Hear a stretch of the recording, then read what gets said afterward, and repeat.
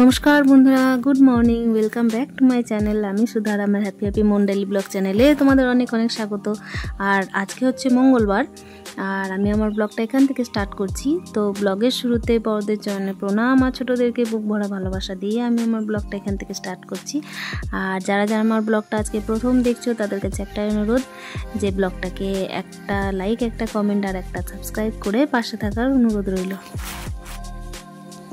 আর আজকে একটু সকাল সকাল ঘুম থেকে উঠে পড়েছি। ঘুম থেকে উঠে পড়েই আমি যে বাইরের কাজগুলো থাকে, বাইরের দরজায় জল ঢালা, তারপরে উঠোন পরিষ্কার, সেগুলো করা হয়ে গেছে। এবার বাইরের যে দুর্গা মন্দিরের জায়গাগুলো আছে সেগুলো পরিষ্কার করে নেব।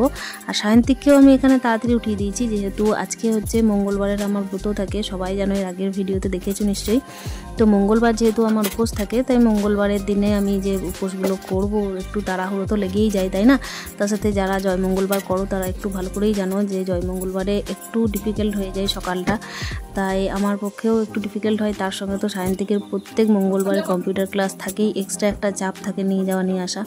তো সেই দিক থেকে দেখতে গেলেও আরও একটু ডিফিকাল্ট সময়টা ম্যানেজ করার দিক থেকে। সময়টা যেহেতু খুবই অল্প, 8টার মধ্যেই সবাই পুজোয় বসে যায়, প্লাস বাড়ির কাজ আর পুজোর জোগাড়, আর মঙ্গলবারের যে জোগাড়গুলো আছে সেগুলোর জন্যই একটু তাড়াহুড়োটা অতিরিক্ত বেশি লেগে যায় অন্য পুজোর তুলনায়। আর সায়ন্তিককে দিয়ে ঘুম থেকে উঠিয়ে আমি ওকে গরম জল খেতে দিয়েছি। তারপর এদিকে চলে এসেছি আমি এঁটো বাসনগুলো নিয়ে বের করে দিচ্ছি। আর বাসনের মধ্যে যেহেতু এঁটোগুলো শুকিয়ে যায়, সেহেতু আমি জলটা দিয়ে রেখে দিচ্ছি। তারপরে বাইরে যেসব জায়গাগুলো আছে, উঠোনের বাইরে যেসব জায়গাগুলো মন্দিরের আশেপাশে, সেগুলো একটু পরিষ্কার করে নেব। তারপর স্নান সেরে আমি পুজোর জোগাড়ে লেগে পড়ব। তো এখানে দেখো, মন্দিরের বাইরে আমি চলে এসেছি ঝাঁট দেওয়ার জন্য। তো যেহেতু স্নান না করে আমি মন্দিরের উপরে যেসব এরিয়াগুলো থাকে, মানে মন্দিরের বেদির ওপরে উঠি না, সেহেতু বাইরেরগুলো তো ঝাঁটগুলো তো স্নানের আগেই দিতে হয়। তাই এখানে আমি ভালোভাবে চুলটা বেঁধে নিচ্ছি, যেন চুলের মধ্যে ধুলোগুলো না আসে। আর প্রত্যেকদিন আমি ঝাঁট দেওয়ার সময় মাথায় গামছা বেঁধে নিই, যেন ধুলোগুলো বসে মাথায় চিট না হয়ে যায়। আর যেহেতু সায়ন্তিকের এখন জন্মমাস চলছে, তাই আমি মাথায় শ্যাম্পুও করতে পারছি না। তো দিন 15-20 যাক, তারপরে আমি স্নানটা করে, মানে মাথায় তো স্নান করছি কিন্তু শ্যাম্পুটা নেওয়া যাচ্ছে না। এগুলো মেনে এসেছি, তাই না মেনেও পাচ্ছি না। মা ঠাকুমাদেরকে দেখেছি তো ছোটো থেকেই, সেই জন্য ছেলের মঙ্গলের জন্য এগুলো করার চেষ্টা করি অতি অবশ্যই। যেগুলো আমাদের নিজস্ব এরিয়ার মধ্যে আছে সেই সব জায়গা ছাড়াও আমি সকাল থেকে একটু বাইরে বাইরেও পরিষ্কার করে বেড়াই, এটা আমার রোজকার ব্যাপার। তো বাইরে হোক বা ভেতরে হোক, যেসব জায়গাগুলো সামনাসামনি থাকে সেগুলো অতি অবশ্যই পরিষ্কার রাখতে হয়। আর সামনাসামনি না থাকলেও আমি একটু দূরেও চলে যাই ঝাড় দিতে দিতে, কেন কি আশেপাশের এরিয়ায় যদি পরিষ্কার না থাকে না, তাহলে আমাদের মনটাও খুব একটা পরিষ্কার লাগে না। আর ওই জন্যই আমি এখন সকাল থেকে প্রত্যেক দিন একটু ঝাড়ুদার টাইপের হয়ে যাই। যদিও এটা আমাকে পাড়ায় সবাই দেখেছে, হয়তো তা মনেও করে। একটা হাতের ওপর জোর দিয়ে আমি যতটা আগে পারতাম, অ্যাক্সিডেন্টের পর আমি সেইটা পারি না, সেই জন্য চারিদিকে আমি ঝাড় দিয়ে বেড়াই না। সামনের বাড়ির এক দাদা আছে, সেই দাদা প্রচুর হেল্প করে, তাই এখন ওই দাদাটা সামনাসামনি যত এরিয়া আছে সেগুলো উনি পরিষ্কার করেন। তো তাকে অনেক অনেক ধন্যবাদ। দেখো, আমি স্নান করে এখানে চলে এসেছি। আর তারাটা এত ভীষণ পরিমাণে পড়েছে, 7-10-15 মধ্যে স্নান হয়ে গেছে আমার, কিন্তু তবুও আমি এতটাই ব্যস্ত হয়ে পড়েছি যে আমার মনে হচ্ছে আমার লেটই হয়ে যাচ্ছে প্রত্যেক সপ্তাহেই। এর মাঝে পুজো সারতে এদিকে সায়ন্তিকে চলে আসবে। আর সায়ন্তিক এসে আবার খাবারের বায়না করবে, তো খাবার তো আজকে সেভাবে কিছু বানানো হয়নি, এমনকি বাড়ির পুজোটাও আমার হয়নি। তো ভাবছি আগে বাইরেরগুলো সেরে ফেলবো, তারপর তো এখানে পুজোর জোগাড় করে নিয়েছি। দেখো, অক্ষতটা বেঁধে নিয়েছি মঙ্গলবারের, আর এখানে যে ফল টলগুলো থাকে সেগুলো নিয়ে চলে এসেছি। এবার বাইরে আমি ধূপগুলো জ্বেলে নেবো, তারপরে এখানে সমস্ত মন্দিরে ধূপ দেখিয়ে পুজোয় বসে পড়বো মঙ্গলবারের ব্রতের পুজোটাই। বাড়ির পুজো যেহেতু সারা হয়নি, তাই আমি বাইরে যেসব মন্দিরগুলো আছে সেগুলোতে ধূপ দিয়ে নিচ্ছি, কেন কি আমি বাড়িতে পুজো করলেও তো পুজো শেষে আমি বাইরে মন্দিরে ধূপ দিতেই আসি, তাই এখানে আমি ধূপের কাজটা সেরেই দিচ্ছি বাইরে। আর যেখানে মা মঙ্গলচণ্ডীর পুজো হচ্ছে, সেখানে গিয়ে আমি শেষে বসবো, আর চারিদিকে ধূপ দিয়ে কমপ্লিট করে নেওয়ার পর। মঙ্গলবারে পুজোর থালা যদিও আমি আগেই নামিয়ে দিয়েছি, আর নামিয়ে তারপরই আমি ধূপ দেওয়ার কাজটা শুরু করেছিলাম, যাতে ধীরে সুস্থে আমি বসতে পারি, পিছু টান যেন না থাকে, সেই জন্যই। সবাই মিলে আমরা এখানে বসে পড়েছি পুজোর জন্য। তো মঙ্গলবারটা একটু ভালোই লাগে, সবাই মিলে একটু বসে পুজো দিই, তারপর সিঁদুর খেলা আরম্ভ করি। তো এভাবে কেটে গেলে দিনগুলো বেশ ভালোই হয়, কিন্তু না, এটা হচ্ছে তৃতীয় মঙ্গলবার, তাই সব দিন তো সমানভাবে কাটা সম্ভব না।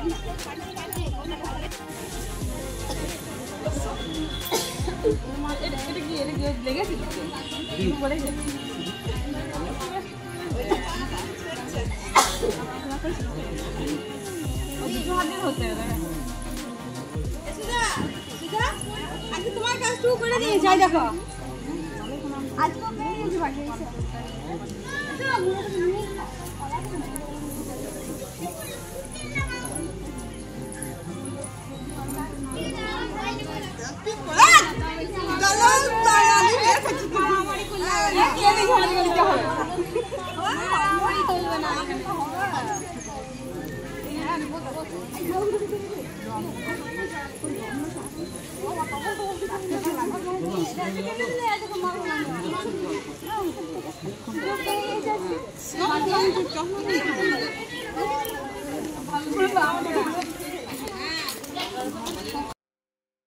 এখানে এও স্ত্রীরা একে অপরকে সিঁদুর পরালো।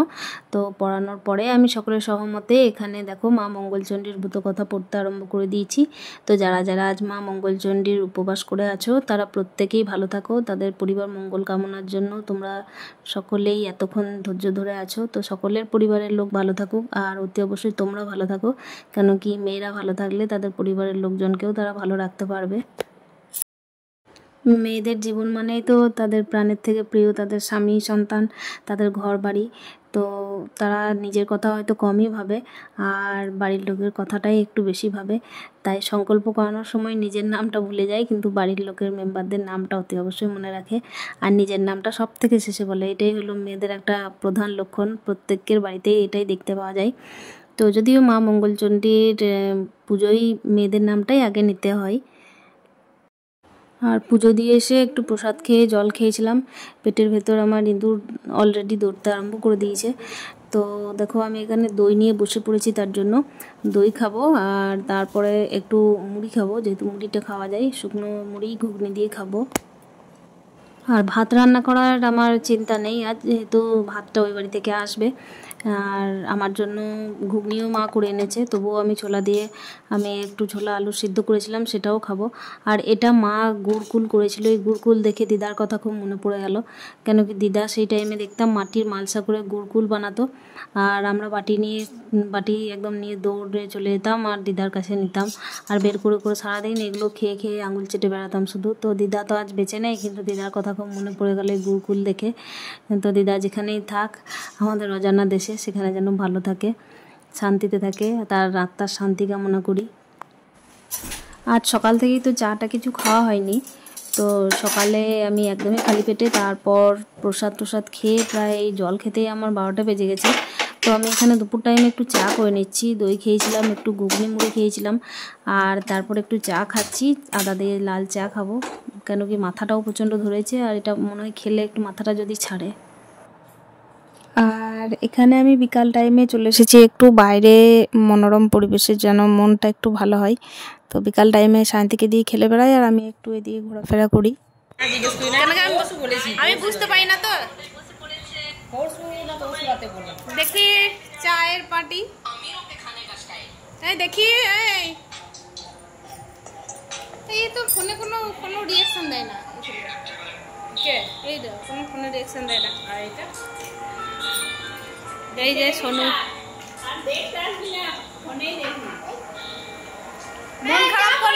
মন খারাপ করলে এই করবে, মন খারাপ করলে ফোন চালিয়ে।